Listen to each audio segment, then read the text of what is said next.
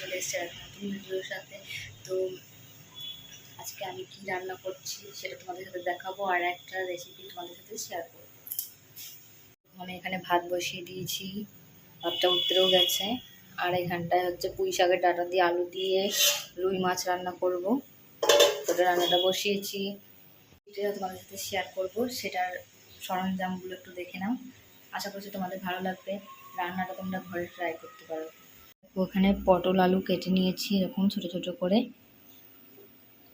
এই পটল আলু দিয়ে রান্না করব হচ্ছে মাছের ডিম।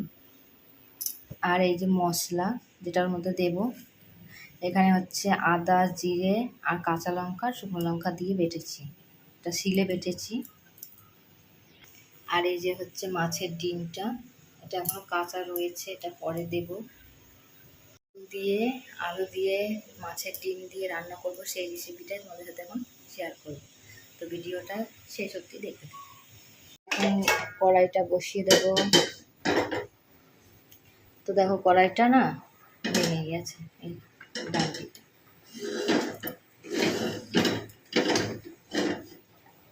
তো আমার এই কড়াইটা কালো হয়ে গেছে, কিন্তু আমার এই কড়াইটা রান্না করতে খুব ভালো লাগে, তাই জন্য আমি এই কড়াইটাতেই রান্না করি বেশি। তো কড়াইটা গরম করতে দিয়ে দিয়েছি, জল আছে, জলটা একটু শুকিয়ে যাক। তো দেখো কড়াইটা গরম হয়ে গেছে, এবার আমি এর মধ্যে তেল দেব। তো আমি এটা রান্না করছি সর্ষের তেল দিয়ে, তোমরা সাদা তেল দিয়েও রান্না করতে পারো। সাদা তেল মানে হচ্ছে রিফাইন্ড অয়েল, ওইটা দিয়ে রান্না করতে পারো তোমরা। তো তেলটা একটু গরম হোক।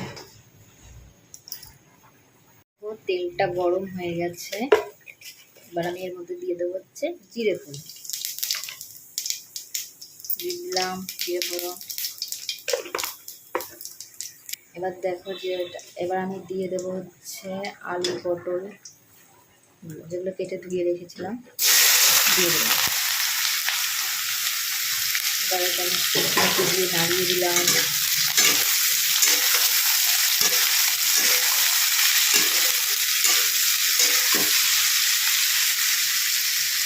এটা একটু ভাজা হোক। দেখো এটা হালকা ভাজা ভাজা হয়ে গেছে, বেশি ভাজবো না। এর মধ্যে আমি দিয়ে দেবো হচ্ছে যেটা বাটা মশলা দেবে সেইটা, এই যে বাটা মশলাটা। তো আমি এবার দিয়ে দেবো। এরপরে দেবো হচ্ছে নুন আর হলুদ। এবার দিচ্ছি আমি হচ্ছে নুন,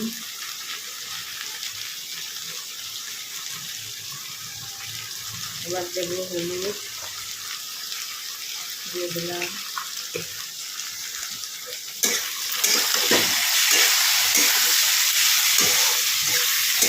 এবার কিছুক্ষণ মশলাটা কষাবো, মশলাটা দেওয়া হয়েছে, এটা কষানো হবে কিছুক্ষণ। দেখো মশলাটা কষানো হয়ে গেছে, আর মাছের ডিমটা এভাবে গুলিয়ে নিয়েছি। এটা আমি ছাড়ছে না, তো এটা আমি এখন কড়াইতে দিয়ে দিলাম। তো এই বাটিটা ধুয়ে একটু দিয়ে দেবো জল। বাটিটার মধ্যে দেখো ডিম লেগে রয়েছে সাইডে সাইডে, এটাকে ধুয়ে এবার মধ্যে জল দিয়ে দেবো।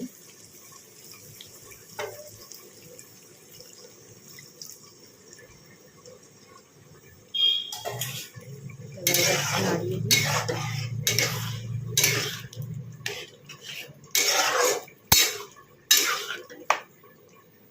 আর একটু জল অ্যাড করবো।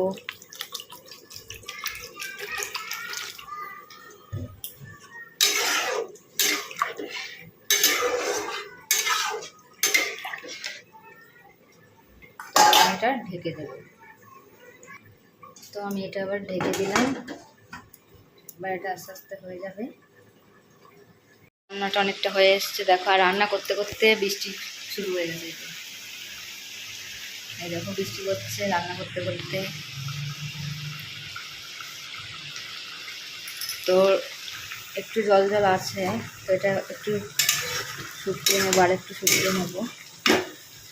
তো এইভাবে তোমরা রান্নাটা বাড়িতে ট্রাই করতে পারো, আশা করছি ভালো লাগবে। এটা খেতে ভালোই লাগে। ও রান্নাটা আমার হয়ে গেছে, এই যে জলটা শুকিয়ে গেছে, এরকম শুকনো শুকনো করে রান্না করতে হয় এটা। তো দেখো এটা হয়ে গেছে, এবার এটা নামিয়ে নেবো আমি। তো দেখো একটা বাটিতে উঠিয়ে নিয়েছি, দেখো রান্নাটা হয়েছে এরকম দেখতে। আশা করছি তোমাদের ভালো লেগেছে। তো ভিডিওটা আমি এখানেই শেষ করছি।